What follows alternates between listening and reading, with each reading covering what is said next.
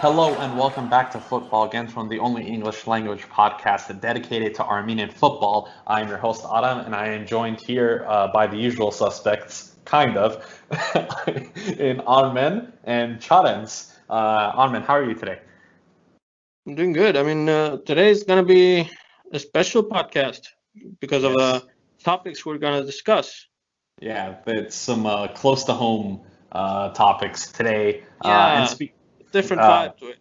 Very different vibe, a little bit maybe more somber. But to kick it off, let's go back home to our ancestral homeland of Hayastan and look at the Armenian Premier League standings. The title race is really heating up in Armenia, and we haven't had um, a title race that's ever been this close. We have Alashkert, Ararat, Yerevan, Ararat Armenia, and FC Noah within 2 points of one another of the top spot.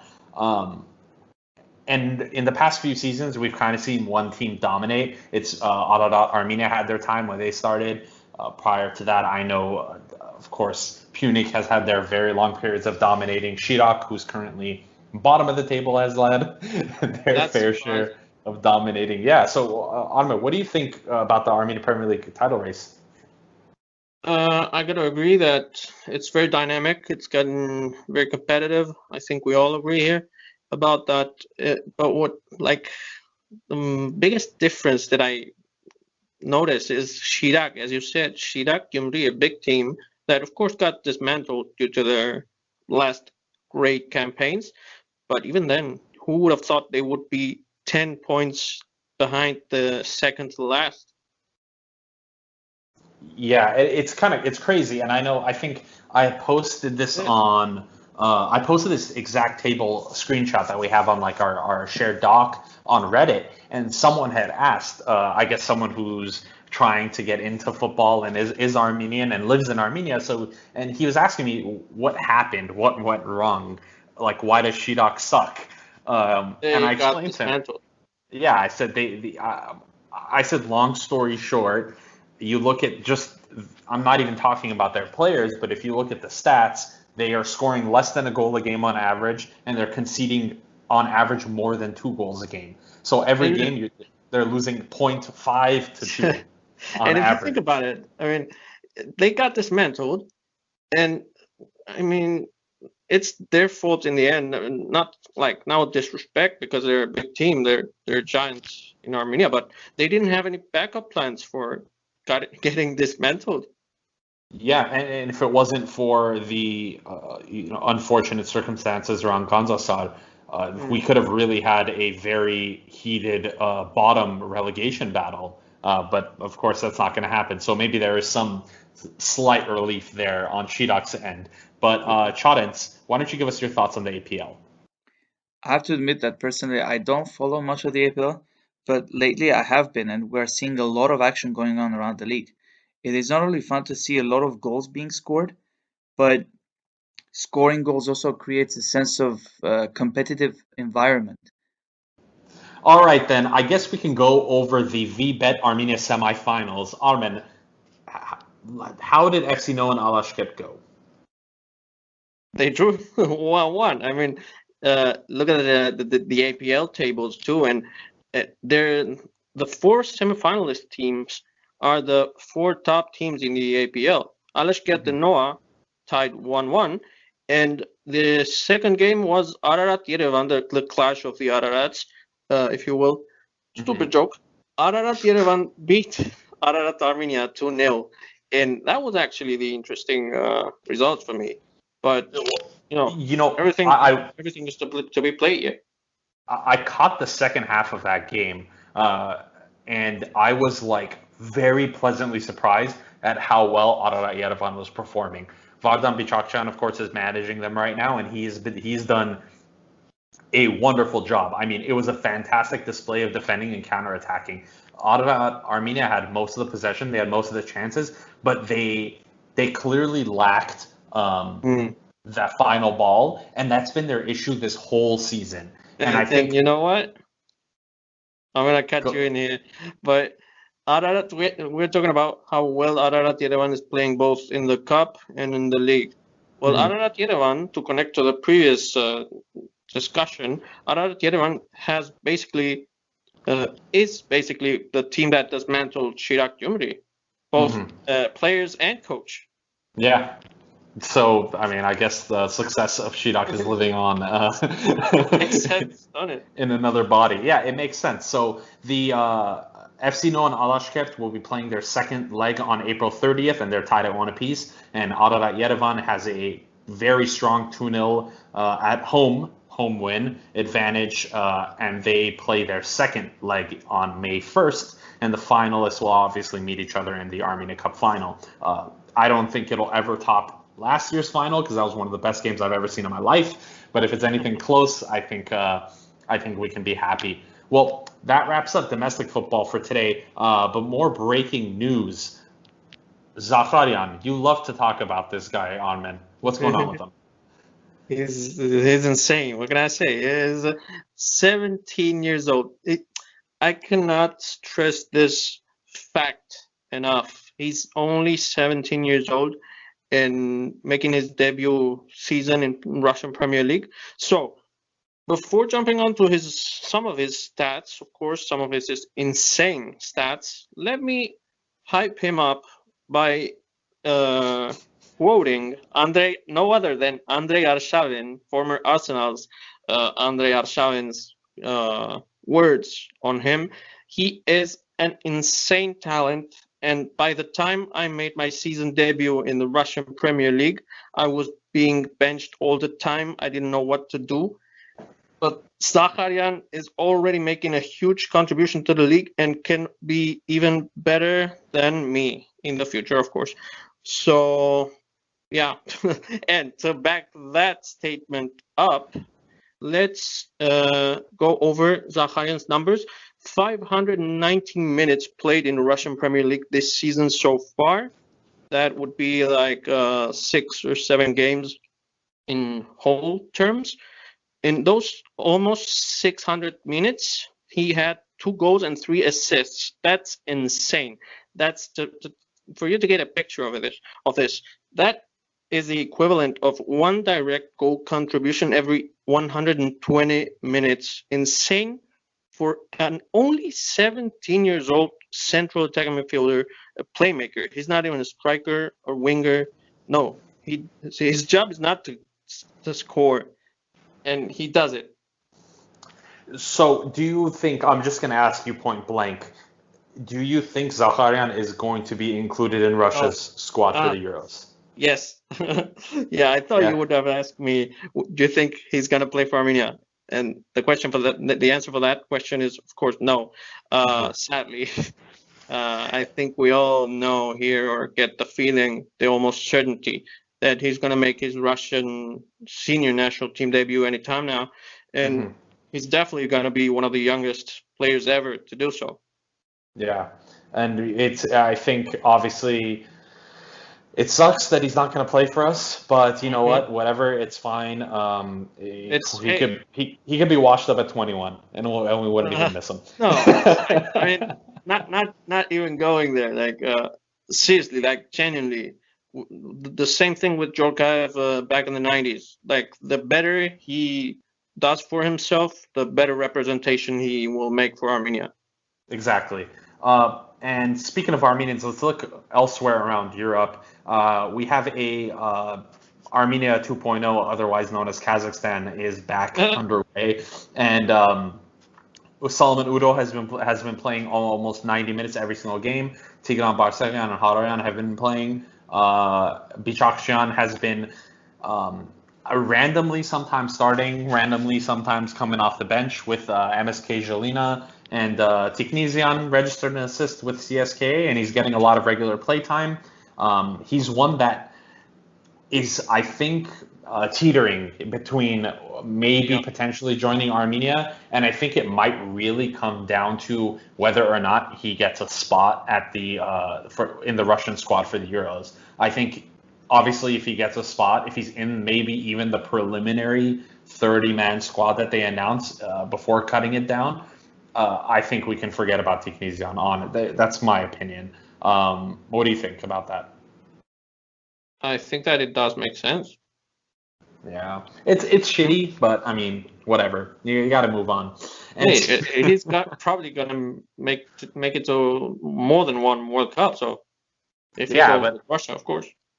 that's definitely true. It's almost always guaranteed with Russia. But if he comes plays for Armenia, he can be part of a Definitely. extremely talented young generation of Armenians that probably no one saw coming except us because we're like So obsessed. anything can happen with Technesian really, because as we were talking about Zakharian earlier, we know Zakharian is definitely, most likely, almost certainly gonna play for Russia.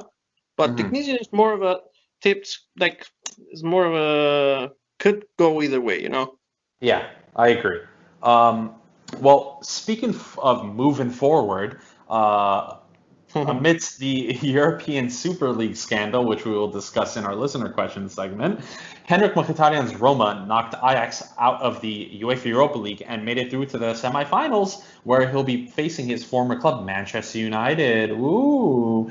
And Arsenal are, of course, on the other half of that semifinal, and they will be playing Valencia, right? And who is coached by Arsenal's former manager, Unai Emery. Lots of great storylines going on there.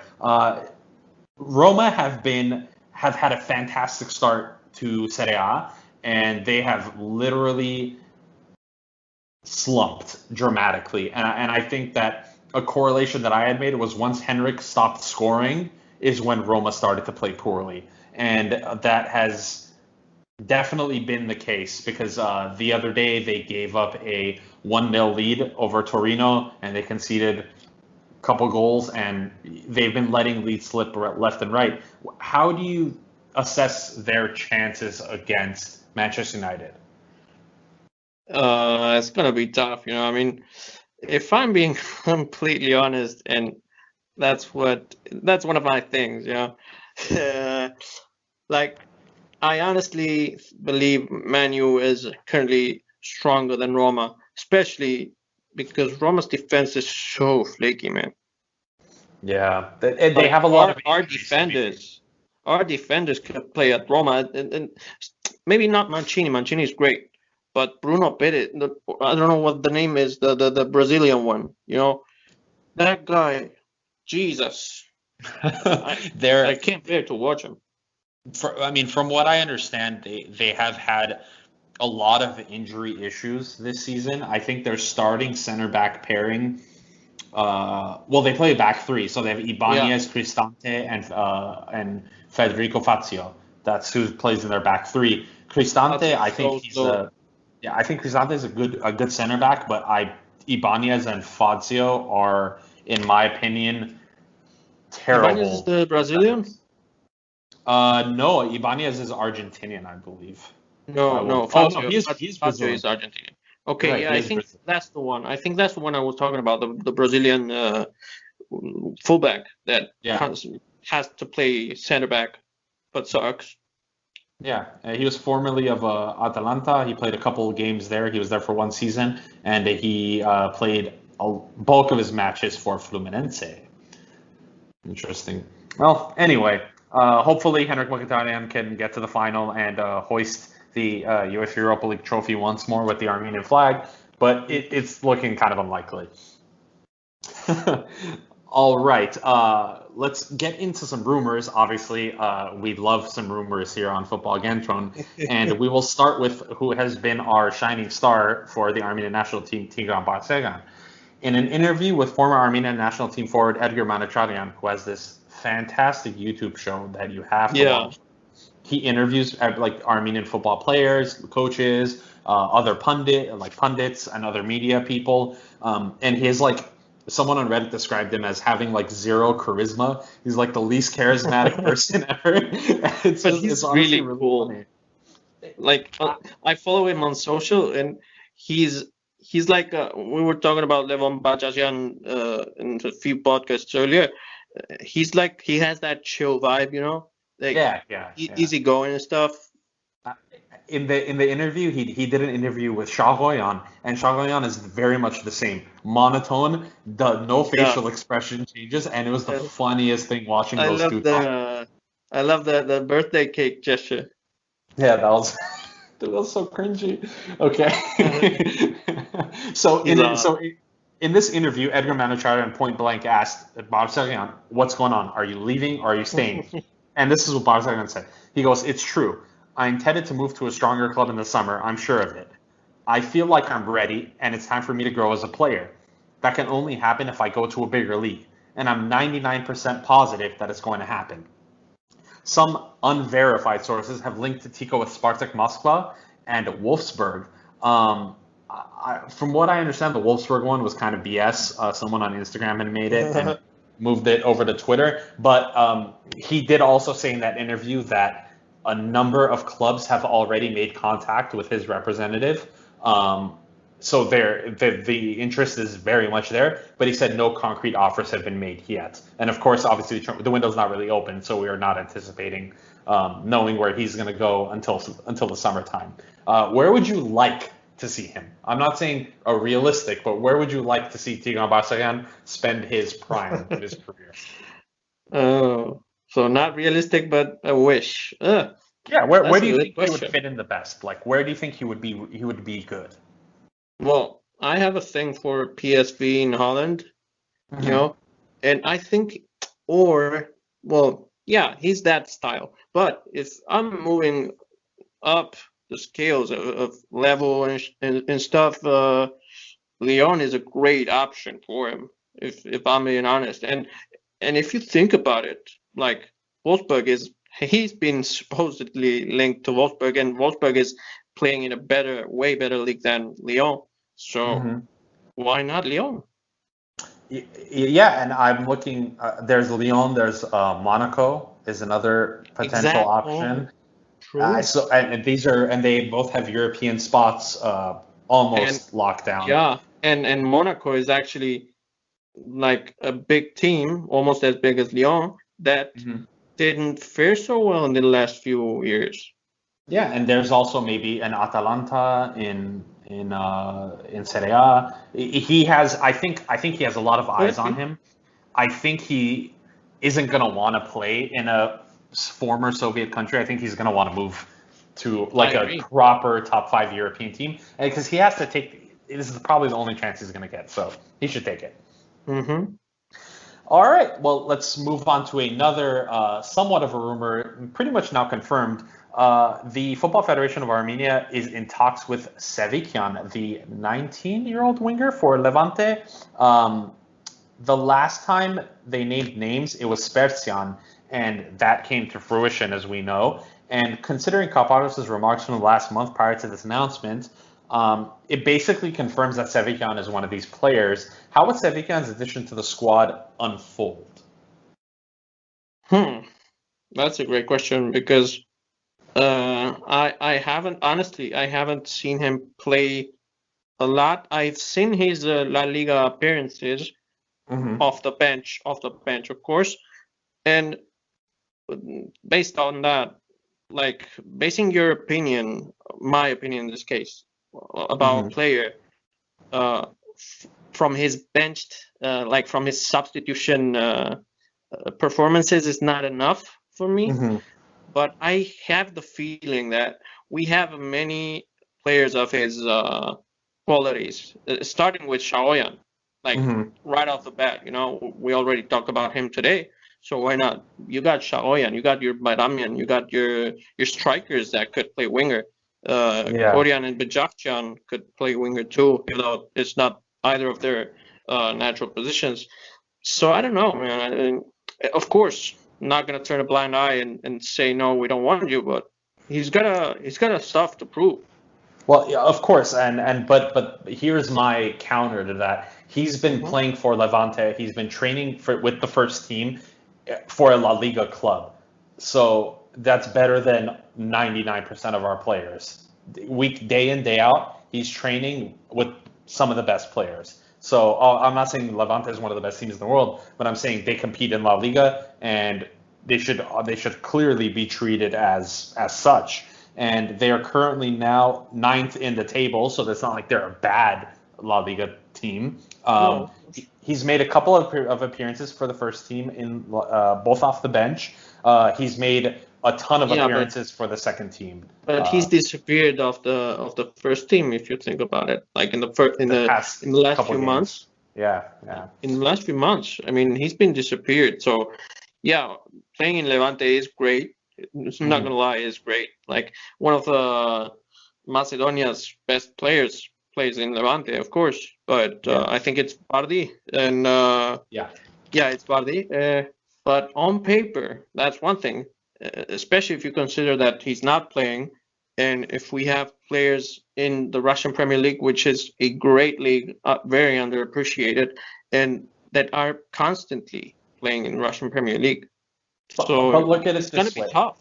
Look at it this way. We have Edgar Babayan, who's currently playing in Riga. He's going to be playing in Cyprus soon. Yeah, would you rather have? Babayan yet. So who would you rather have? Would you rather have a guy who's Yeah. maybe not getting as much playing time, but he's in La Liga, or that? And is 19 years old. Yeah, it makes sense. It makes sense. Anyway, for time purposes, we'll move on. Another rumor: Gor Manvelian, who is currently training with the FC Nantes first team in Liga, has signed his first professional contract with the Liga side, which we're obviously very excited and very proud of. And he was supposed to be called up, as this was later revealed, for our national team World Cup qualifiers. But for one reason or another, and some issues, COVID related, it prevented him from joining the team. But he is being called up apparently for the June friendlies. So that's another great midfield option that we're suddenly going to have. And of course, I think it's also a very good omen that he just signed professionally with Nantes. Yeah, and his numbers, like if we're basing off our appreciations and assessments on numbers, his numbers for Nantes' second team, like Nantes' B team, were amazing. Like he was the best in that side, full with French stars and under 21 French stars. So I think Manvelian is going to be better even than Sevican, but we're gonna see that. Yeah, we'll see. He is a Artsakti. He's born in Stepanakert, so I'm very certain. Coming up. Yeah. I'm very certain he has a sense of high serotonin to show. Actually, we will have to elaborate on him a little further when he's announced, because he's a very interesting backstory. Yeah, so suddenly we have Liga, we have Liga BBVA, Spain first tier, French first tier. We have, who knows what, Shagoyan apparently is linked to Sevilla now, Barcelona, Wolfsburg. Suddenly all our players are just, except for defenders, are going to be playing in good leagues. Well, that wraps up the opening of the podcast. Let's move quickly onto the Armenian women's national team. Armen, tell us what's up. Well, yeah, this is the main play, people. Armenian women's national team hosted and, of course, played the first edition of a FIFA R Game tournament in Yerevan, which had basically one group of 4 teams. We all know by now. It was Armenia, Jordan, Lebanon, and Lithuania, which is a good side. And coincidentally, Lithuania ended up winning the tournament, sadly, with 7 points, getting 2 wins and only 1 draw against us. So that leaves us, Armenia, as close runners-up with 5 points, 2 points behind Lithuania. We beat Lebanon 2-0. In the opening game, we drew Jordan 1-1, and the second and last draw in the third game against Lithuania 2-2. So yeah, what do we challenge? Tell me something. What did you think about the art game tournament? Well, the women's national team also became a source of pride and strength with their fantastic games, especially when they started with a win against Lebanon. The thing that caught my eye the most was the fact that the team is filled with many young ladies, many young players, which is something that similarly is being implemented for the men's national team, like Spertsian and Shagoyan. There is like a parallel spirit going on, which also brings me to that picture that they took after the games, both squads, with their celebrations, with their passion on their face, and it's amazing to see. It's really fantastic. Thank you. Thanks for that, Chadens. Yeah, so the women's team, I think some great takeaways we can focus on from this tournament was that they didn't lose a single game, which I think is fantastic. One win and two draws is great. Obviously, first place would have been nice, but I don't think there was any weight or any expectation, right?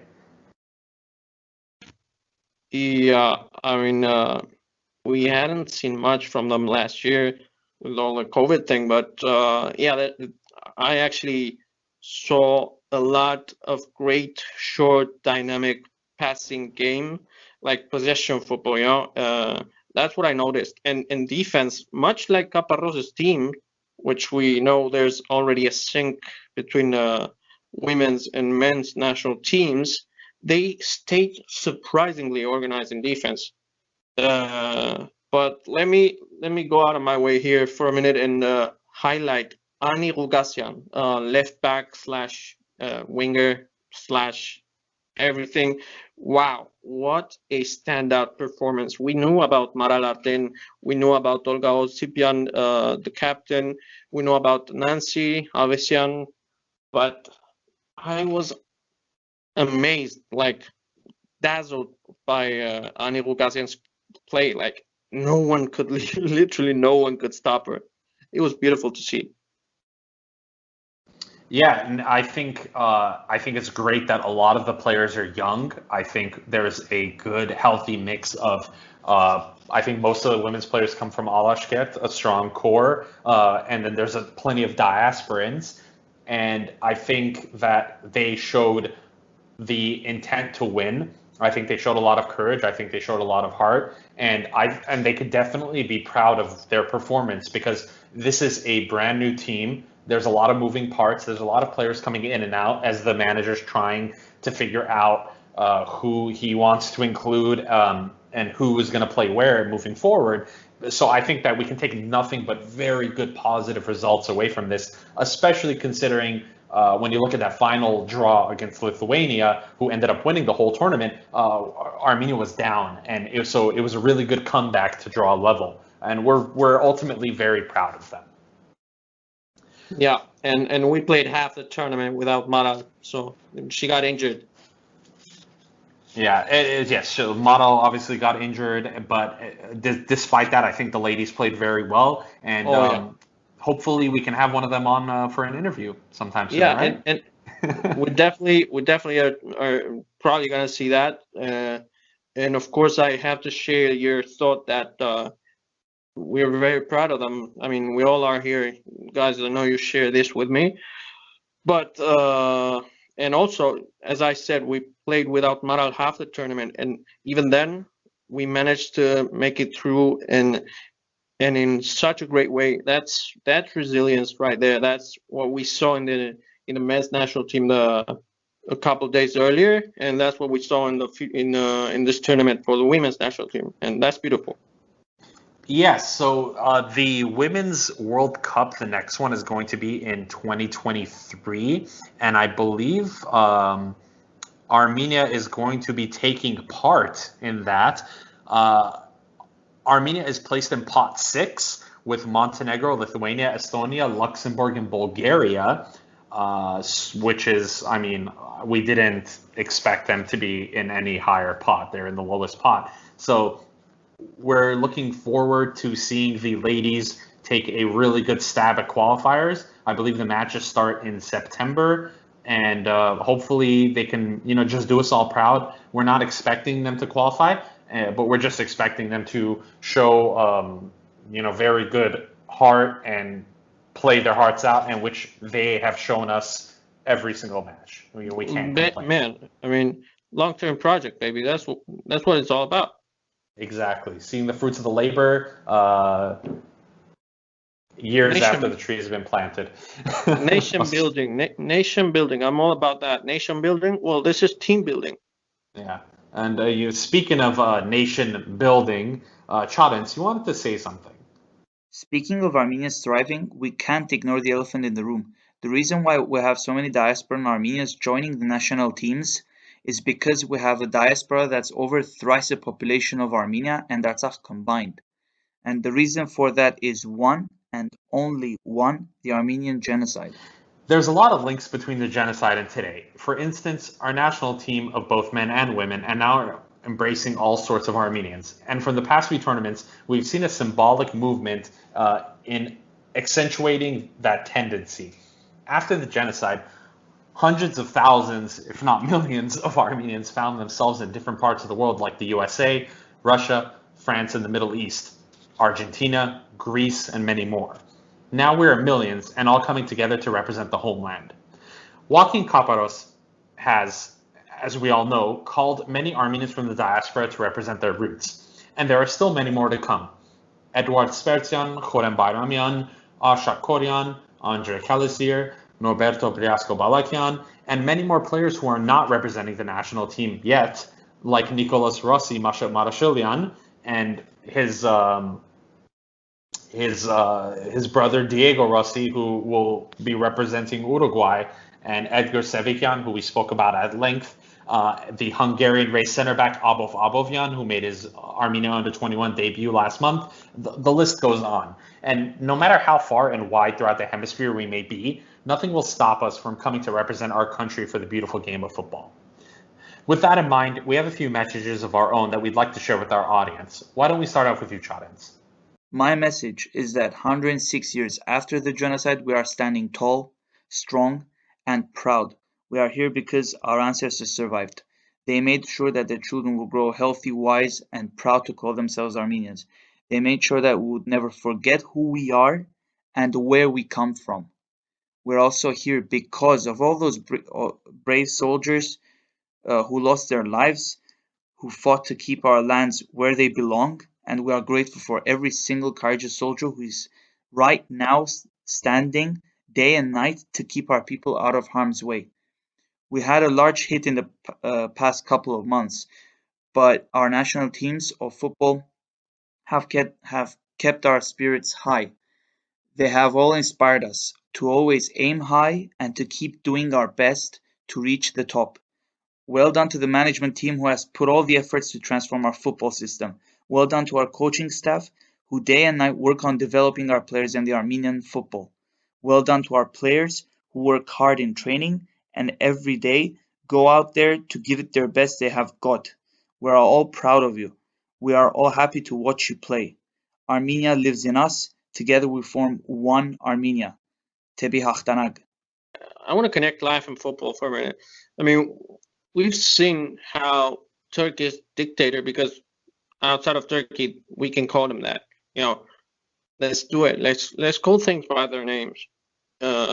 Erdogan is a dictator, and in Azerbaijan, Aliyev is another dictator. Brother dictators, and they constantly use sports, and especially football, of course, as a way of whitewashing their image and the atrocities they commit against their own population, but of course mostly against us, against Armenians worldwide, not just like in Armenia and Artsakh.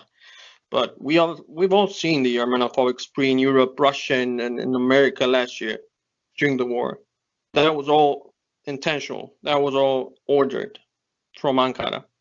Aliyev funding Karabakh, the team Karabakh Football Club to qualify European Cups, Champions League, you name it, Europa League, whatever.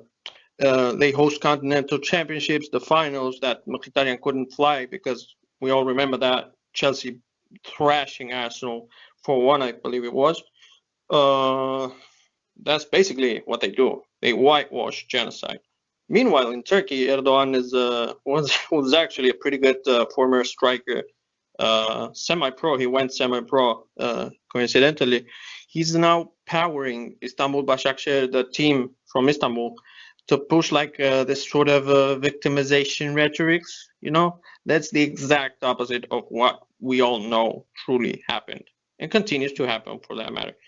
So they tried to silence us. They tried to terrorize us, like they did last year, using both their armies and the fundamentalists from Syria.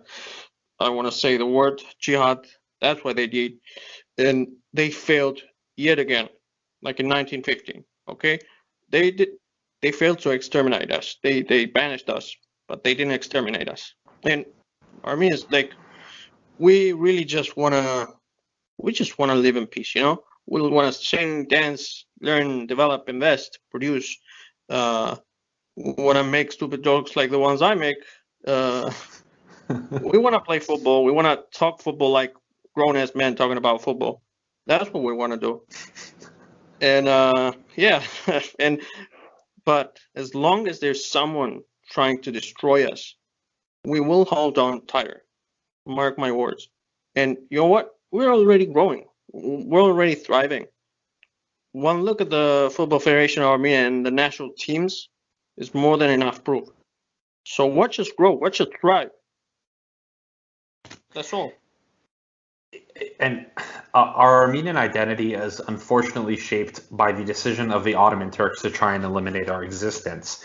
The trials of our people began in 1915, but still continue today, as the world once again turns a blind eye to our compatriots being massacred and invaded. Turks continue to erase our culture in all aspects of life. The most recent victim, along with the thousands of young men and women of Armenia who gave their lives protecting our ancestral land, is football club Gandzasarkapan, who is virtually erased from Armenian football as a result of the disgusting genocidal tendencies by our Turkic neighbors. For those of you who haven't heard of these events, and of those of you who grew up hearing stories of your grandparents would tell them about their parents had to watch and endure, the Armenian people will continue to show resilience and fight to protect our language, culture, and identity and land. As a result of the genocide, there have been a number of successful Armenians in football, such as Yuri Zhurkaev and Alan Bogosian, who won the 1998 FIFA World Cup with France, bringing joy to every single Armenian around the world. Or we could turn a lot closer to home and look at Nikita Simonian, who is arguably one of the best Armenian players ever to represent the USSR, or one of the best players in the USSR period.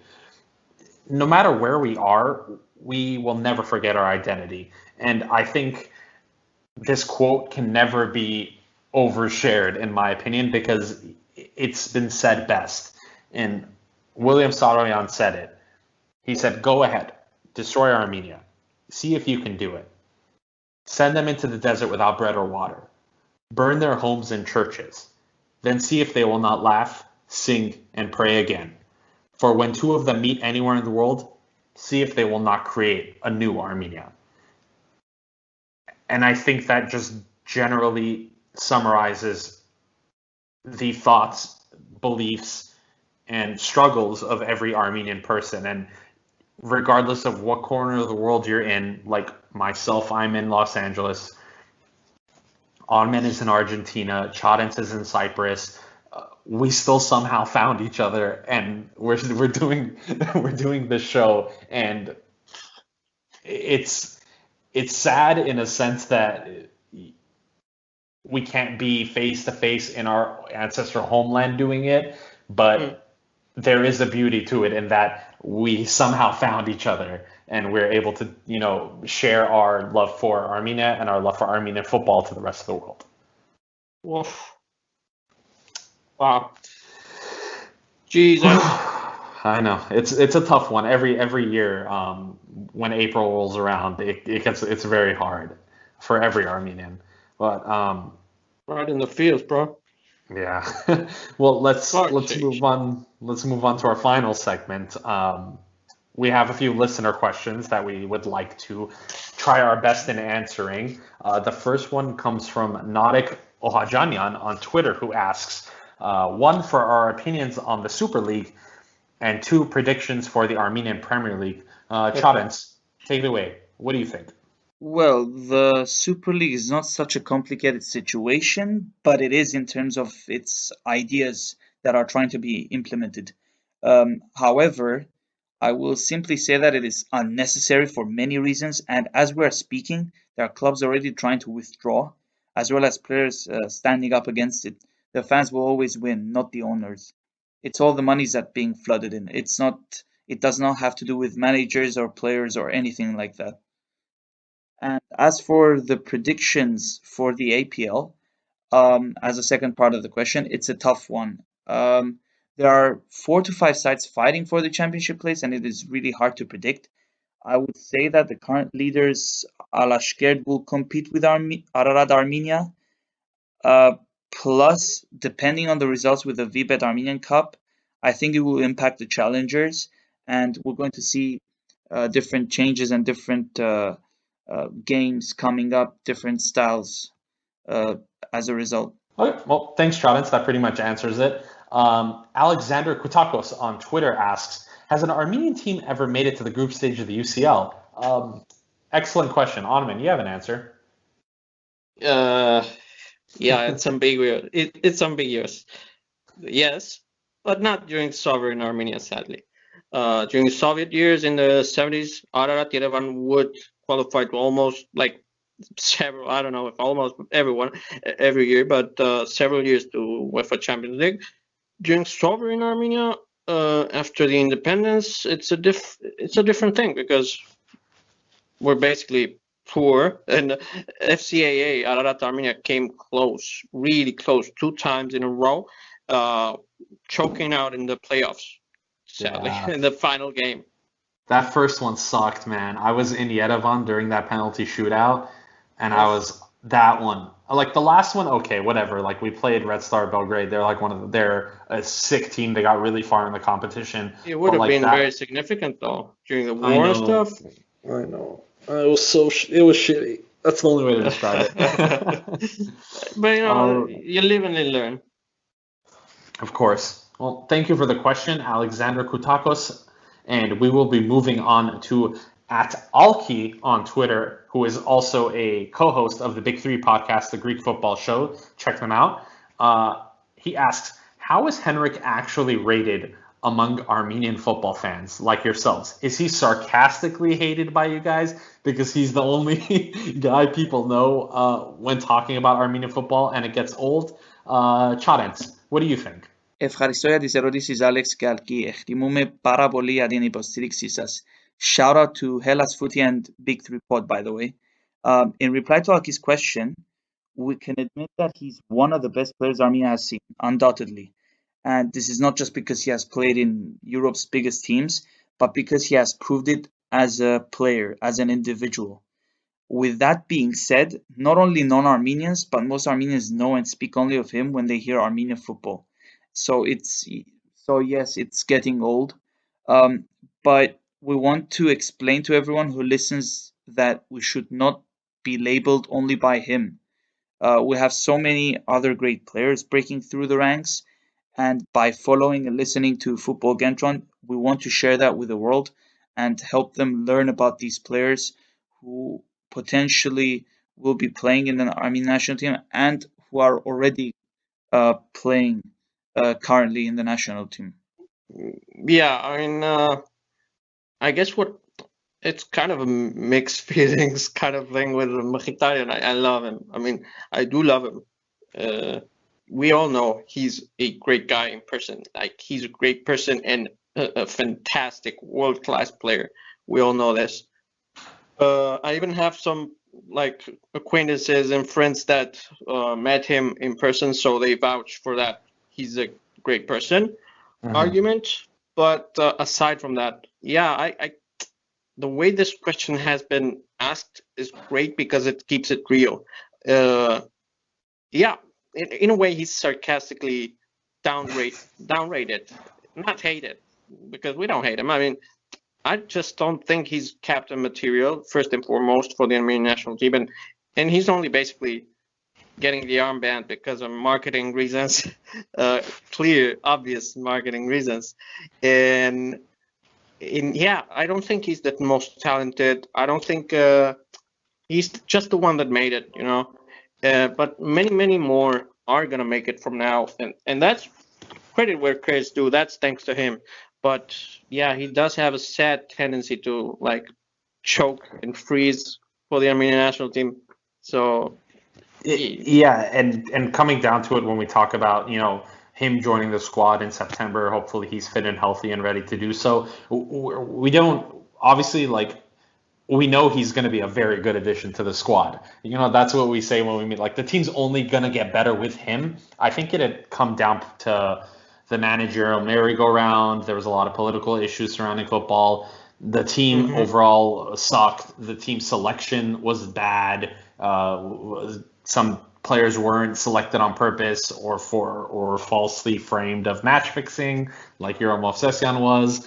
If you remember that one, that's a throwback. Yeah. But just to answer the question shortly, we all believe he is like the best player, but we all believe he has been drastically underperforming despite being our all-time leading goal scorer, and that's only because the threshold was already so low. Anyway. And to be honest, like, after most of his goals and most of his good performances and standout performances and standout seasons as a whole came during his early years until 2015. His last year at Dortmund. After he moved from Dortmund, Mourinho just wrecked him.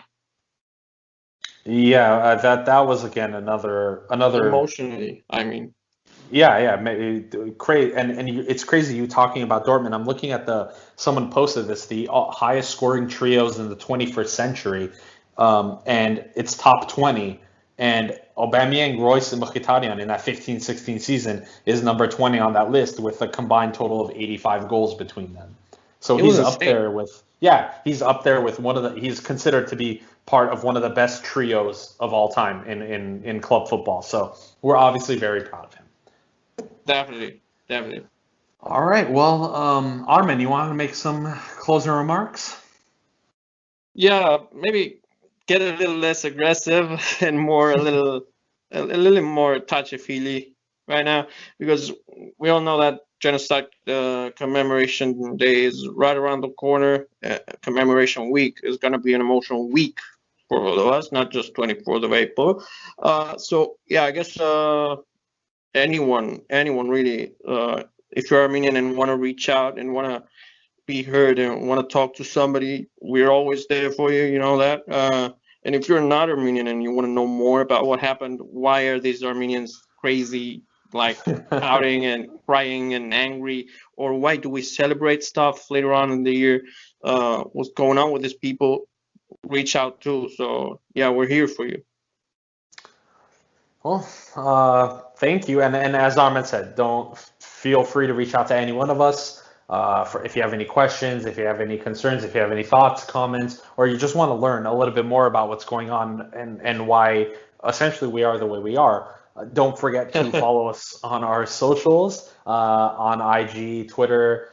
We have a YouTube channel now where we will be uploading our podcast episodes. Football Kentron, you can search that up and drop a subscribe onto that one. We're brainstorming content there, so we'll get back to that one shortly. And as the tradition that Armin started in the last episode continues, today's outro song is going to be Holy Mountains by System of a Down, a rock/metal group comprised of Armenians. They are very proud Armenian diasporans from here in Los Angeles. And they have always been, and of course, Serge Tankian, the lead singer, has been an incredibly vocal person when it comes to the Armenian Genocide. They have done a full documentary that is actually available on YouTube that you can watch. The name is escaping me at the moment right now. Screamers, wasn't it? Screamers, there you go. Thank you. Screamers, look Screamers up on YouTube, and it's a documentary on the Armenian Genocide, and it's very well done. And I highly encourage you to go watch it. And is it on YouTube? It is. The whole thing's uploaded on YouTube. That's amazing. Yeah, and the song "Holy Mountains" is a very haunting and personal song for every Armenian person, because it is talking about the essentially the haunted mountains and holy mountains of the Caucasus, where millions of Armenian souls were unfortunately taken away. Yeah, the mountains of the Armenian highland. The Armenian highland. Two different things. Sorry. You know I'm a nerd. You know what? I feel free to correct me anytime because I'm wrong a lot. Well, Chadens and What a Armen. meaningful song, man. I love It it. is. I love it. It is. Thank you guys for joining today. We will be back to our regularly scheduled programming from here on out, hopefully. And this has been Football Kentron on behalf of Chadens and Armen and myself. Thank you for listening, and thank you for just being here, and thank you for supporting us, and thank you for being interested in Armenian football enough to listen to what we do, because you learning more about Armenians, learning more about Armenian football is what helps us keep our identity and helps us continue to grow, persevere, and prosper as peoples. Well, enjoy Holy Mountains by System of a Down, and we will see you guys next time.